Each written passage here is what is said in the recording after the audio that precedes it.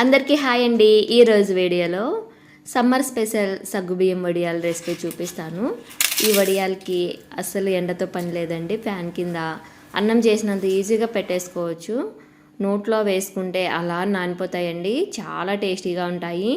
Video చూశాక మీరు కూడా ట్రై చేయండి. ఇంత ఈజీనా అని మీరే అనుకుంటారు. చేయకుండా రెసిపీ విధానం చూసేయండి. ఒక బౌల్లోకి 1 కప్పు వరకు నేనైతే ఇక్కడ సగ్గుబియ్యం తీసుకుంటున్నాను. మీకు కావాల్సిన క్వాంటిటీలో తీసుకోండి. ఇవి వచ్చేసి లావు సగ్గుబియ్యమే. వీటిని వాటర్ వేసుకొని నీట్గా 2-3 సార్లు వాష్ చేసుకోవాలి. స్టవ్ దగ్గర కూడా మనం ఎక్కువ నిలబడి కష్టపడాల్సిన పని లేదండి. ఈ వడియాలకు చాలా సింపుల్గా పెట్టుకోవచ్చు. ఇలా సగ్గుబియ్యం వాష్ చేసుకున్న తర్వాత 2 కప్పుల వాటర్ వేసుకొని సగ్గుబియ్యాన్ని ఒక 2 అవర్స్ పాటు నానబెట్టుకోండి. ఒక 2 అవర్స్ తర్వాత సగ్గుబియ్యం బాగా నాని ఉంటాయి. వీటిని పక్కన పెట్టుకోండి. తర్వాత స్టవ్ మీద ఏదైనా బౌల్ పెట్టుకొని అందులోకి మనం ఏ కప్పుతో అయితే సగ్గుబియ్యం తీసుకున్నామో అదే కప్పుతో 4 కప్పుల వరకు వాటర్ తీసుకొని ఇలా బాగా మరగంచుకోవాలి. ఇలా రోలింగ్ బాయిల్ అయ్యే వరకు బాగా మరిగేంత వరకు కాచుకున్నాక స్టవ్ ఆఫ్ చేసేసుకోండి. ఇలా స్టవ్ ఆఫ్ చేసేసుకున్నాక మనం ముందుగా నానబెట్టి పక్కన పెట్టుకున్న సగ్గుబియ్యాన్ని ఇందులోకి వేసేసుకోవాలి. ఇప్పుడు మనకి ఫ్లేమ్ అవసరం లేదండి. ఇంకా ఆఫ్ చేసేసుకొని ఈ వేడి నీళ్ళల్లో సగ్గుబియ్యం వేసుకొని బాగా కలుపుకోవాలి.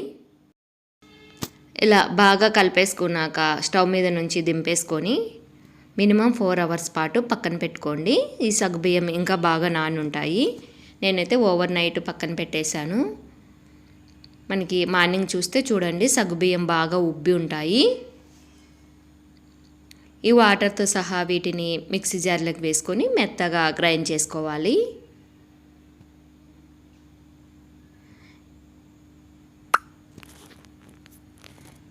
ఇలా మనకి మిక్సీ జార్లో ఎన్ని పడతాయో అన్ని వేసుకొని ఫస్ట్ గ్రైండ్ చేసుకొని ఒక బౌల్లోకి తీసేసుకోవాలి. చూడండి వీలైనంత మెత్తగా గ్రైండ్ చేసుకోండి. అక్కడక్కడ పలుకున్నా పర్వాలేదు, ఏం కాదు.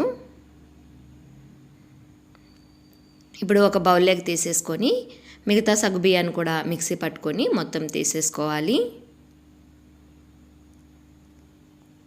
నెక్స్ట్ రుచికి సరిపడా సాల్ట్, మనకి జీలకర్ర కావాలంటే జీలకర్ర, లేదంటే చిల్లీ ఫ్లేక్స్, లేదంటే వాము, మన ఇష్టం అండి, ఆప్షనల్ పూర్తిగా. నేనైతే ఇక్కడ ఒక వామ్ వేస్తున్నాను, 1 టీ స్పూన్ వరకు. మీరు కావాలంటే వామ్ ప్లేస్లో జీలకర్ర అయినా వేసుకోవచ్చు, నువ్వులైనా వేసుకోవచ్చు. స్పైసీగా కావాలంటే చిల్లీ ఫ్లేక్స్ అయినా వేసుకోవచ్చు. వేసుకున్నాక ఇలా బాగా కలిపేసుకొని ఇది ఆల్రెడీ ఇంకా పూర్తిగా చల్లగానే ఉంటుంది కాబట్టి ఇలా కవర్ మీద మనకు నచ్చిన సైజులో వడియాల్లాగా పెట్టేసుకోవడమే.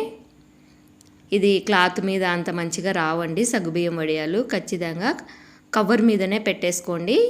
ఇది ఎండ ఏం అవసరం లేదు, మనం ఫ్యాన్ కిందనే పెడుతున్నాం కాబట్టి, చల్లగా అయిపోయాక పెడుతున్నాం కాబట్టి కవర్ మీద కూడా చాలా సేఫ్గానే ఉంటుంది. ఇలా మనకి ఎన్ని కవర్లు పడతాయో అన్ని కవర్లలో పెట్టేసుకొని సాయంత్రం వరకు మనం ఆరనిచ్చామంటే ఫ్యాన్ కింద ఈజీగా ఆరిపోతాయండి. చూడండి ఈవినింగ్కే ఇలా అయిపోయాయి. ఇప్పుడు వీటిని ఈజీగా ఇలా తీసేసుకోవడమే. కవర్ కాబట్టి చాలా ఈజీగా వచ్చేస్తాయి. తడపాల్సిన పని లేదు, ఏం లేదండి, జస్ట్ అలా తీసేసుకోవడమే. ఇలా అన్నీ తీసేసుకున్నాక ఒక ప్లేట్లోకి వేసేసుకొని నైట్ అంతా అలాగే పెట్టేసుకోండి. క్యాప్ పెట్టుకొని మరుసటి రోజు ఒక 1 అవర్ పాటు ఎండలో పెట్టేసుకున్నామంటే గలగల్లాడుతూ మనకి ఎన్ని రోజులైనా నిలువ ఉంటాయండి, పాడవకుండా. చూడండి నేను మరుసటి రోజు 1 అవర్ పాటు ఎండలో పెట్టి చూపిస్తున్నాను. ఇప్పుడు వీటిని డీప్ ఫ్రై చేసుకోవడమే. మల్లెపూలాగా వస్తాయండి, ఆయిల్లో వేయగానే పొంగుతూ వస్తాయి, వైట్గా చాలా బాగుంటాయి. ఈజీగా పెట్టేసుకోవచ్చు. మనకు కుదిరినంత రోజు మనం పెట్టేసుకున్నాం అనుకోండి ఎన్ని రోజులైనా నిల్వ చేసుకోవచ్చు. ఎండలో పని లేదు. ఎండ రాని వాళ్ళు కూడా హ్యాపీగా పెట్టేసుకోవచ్చు. మీరు ట్రై చేస్తే మాత్రం ఎలా వచ్చాయో మీ ఫీడ్బ్యాక్ని నా కామెంట్లో చెప్పడం మర్చిపోకండి. రెసిపీ నచ్చితే like and share and subscribe. Thanks for watching.